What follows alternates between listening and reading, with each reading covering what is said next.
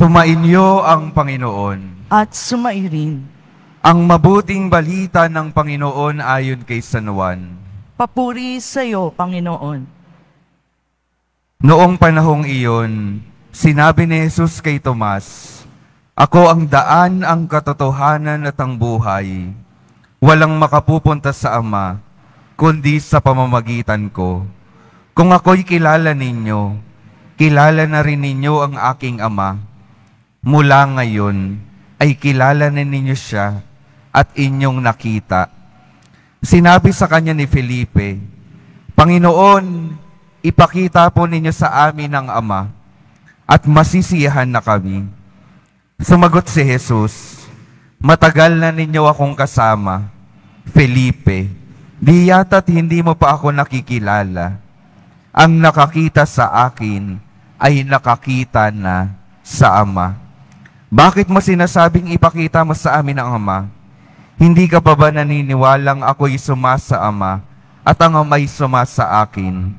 Ang mga salitang sinasabi ko ay hindi ko sinasabi sa ganang aking sarili. Ang Ama na sumasa akin ang gumaganap ng kanyang mga gawain. Maniwala kayo sa akin. Ako'y sumasa Ama at ang Ama'y sumasa akin. Kung ayaw ninyong maniwala sa sinasabi ko, maniwala kayo dahil sa mga gawang ito. Sinasabi ko sa inyo, ang nananalig sa akin ay makagagawa ng mga ginagawa ko at higit pa rito. Sapagat pupunta na ako sa Ama, at atumang hilingin ninyo sa Ama sa aking pangalan ay gagawin ko, upang maparangalan ang Ama sa pamamagitan ng Anak. Gagawin ko ang anumang hihilingin ninyo sa pangalan ko." Ang mabuting balita ng Panginoon. Pinupuri ka namin, Panginoong Hesukristo. Magsipon muna tayong lahat. Magandang umaga po sa inyong lahat, mga minamahal kong mga kapatid na naririto at kasama natin online. Good morning po. Ngayon po ay unang Biyernes ng buwan, araw ng ating pagdedebosyon, kaya't sama-sama po nating papurihan ang ating mahal na poong Jesus Nazareno.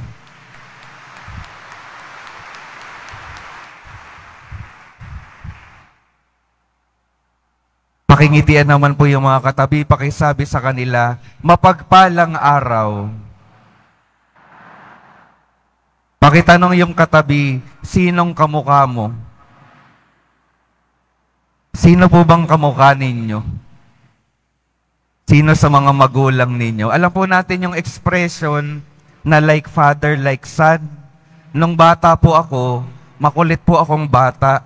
Kaya palaging sinasabi ng mga kamag-anak namin, kapag nagtitipon kami, manang-mana ka talaga sa ama mo. Manang-mana ka talaga sa ama mo.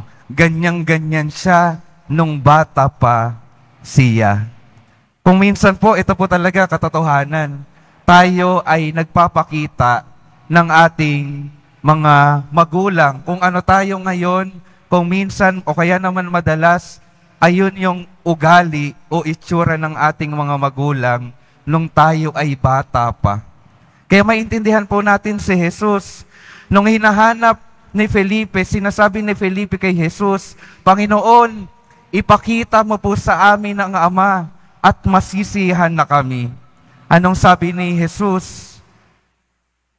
Ang Ama ay sumasa akin. Kung anong ginagawa ko, kung ano ako, ayon ang itsura at gawa ng aking Ama.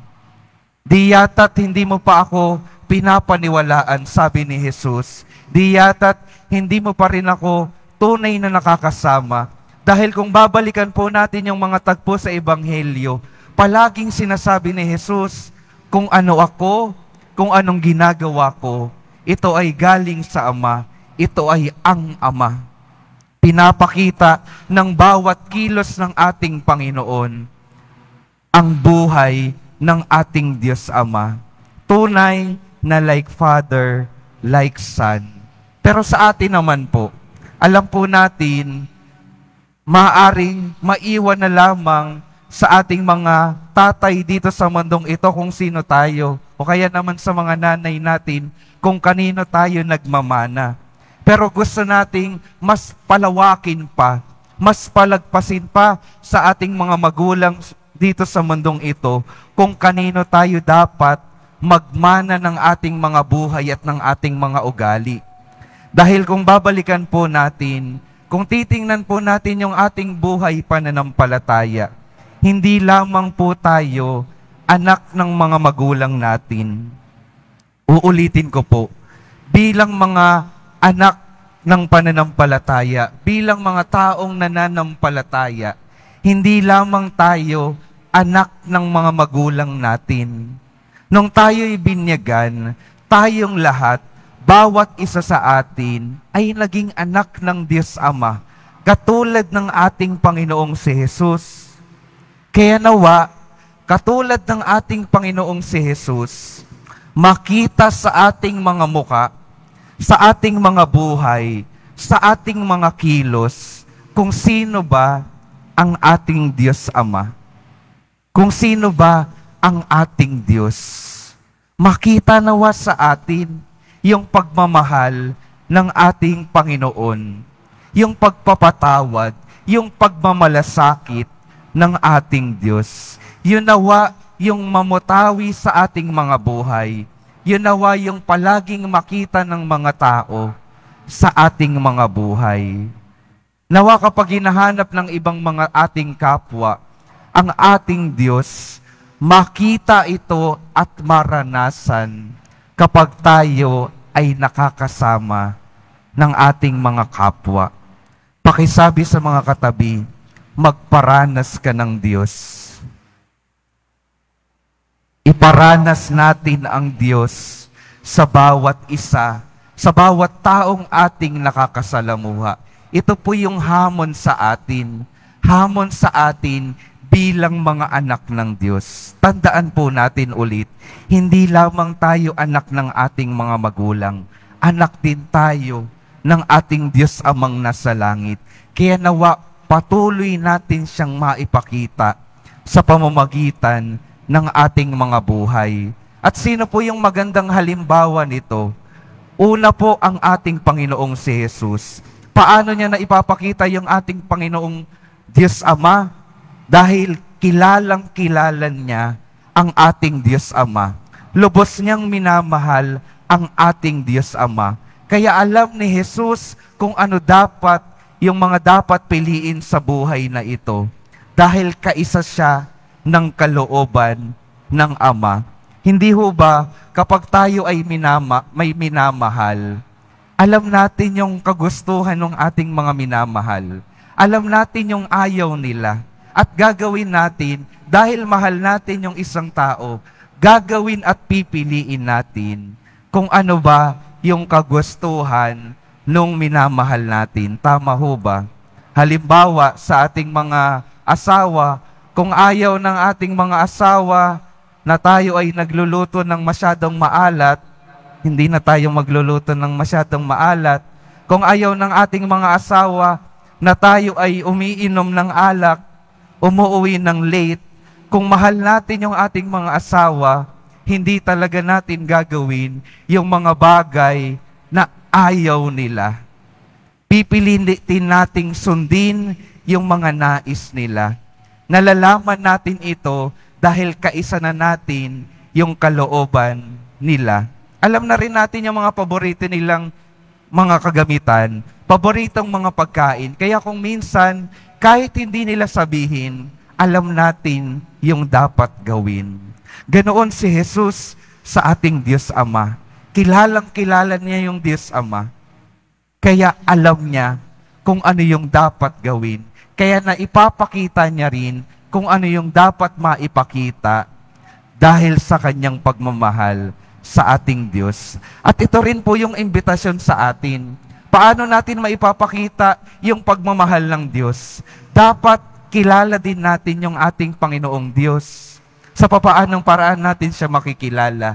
Sa pamamagitan ng pagbibigay ng panahon, sa pananalangin, sa pamamagitan ng pakikinig sa mga salita ni Jesus. Doon natin malalaman kung ano ba talaga yung kagustuhan ng Ama. At kapag nalaman natin ito, nawa dahil sa ating pagmamahal, maiwasan natin yung mga alam nating ayaw ng Diyos para sa ating mga buhay at magawa natin yung mga nais ng Diyos para sa ating mga buhay. Maipapakita po natin yung buhay ng Diyos Ama sa pagkilala sa Kanya at pagsunod sa Kanyang mga utos. At sa araw pong ito, ipinagdiriwang din po natin ang kapistahan ni na Felipe at Santiago, mga apostol ng ating Panginoon, mga naging pundasyon ng ating simbahan. Naipakita nila yung muka ng ating Diyos sa pamamagitan ng kanilang paglilingkod, sa papaanong paraan, dahil sa kanilang paglalaan ng oras kasama ang ating mahal na Poong Hesus Nazareno. Matagal na proseso po bago nila tunay na naging kaisa sa kalooban ng ating Diyos. Pero nanatili sila hanggang ang ating Panginoon ay magpakasakit at muling mabuhay. Kaya nung muling nabuhay yung ating Panginoon, naging tapat sila sa kanilang pagmamahal sa ating Diyos. Kung babalikan po natin si Felipe, yung kanyang buhay, siya ay nagdala sa isang apostol pa sa ating Panginoon, si Natanael. Siya rin po yung tinanong ng mga Griego, ibig po naming makita si Jesus. Siya yung mga nilapitan ng ibang tao nung hinahanap nila ang ating Panginoon, yung mga alagad. At tayo rin po mga minamahal kong mga kapatid, bawat isa sa atin ay tinatawag upang maging katulad ni Felipe at ni Santiago, makapagturo ng iba papunta sa ating Panginoon, maipakita ang Panginoon sa pamamagitan ng ating buhay at paglilingkod. Mga minamahal kong mga kapatid, ang patuloy pong paalala sa atin sa araw na ito, kung nais nating makita ang Diyos Ama, ipinapakita sa atin ang mukha ni Jesus, ang ating Panginoon. Naririto siya, natatanggap natin siya, nakakain natin siya sa Eucharistia upang palakasin tayo. At kung gusto pa nating maipakita ang ating Panginoon sa ating mundo, maging katulad tayo ni Jesus Nazareno sa ating mga buhay, nagmamahal katulad ng Diyos Ama. Ang aking dasal, ang bawat isa sa atin, tunay na makapagpakita ng pag-ibig ng Diyos Ama sa bawat araw ng ating mga buhay. Amen.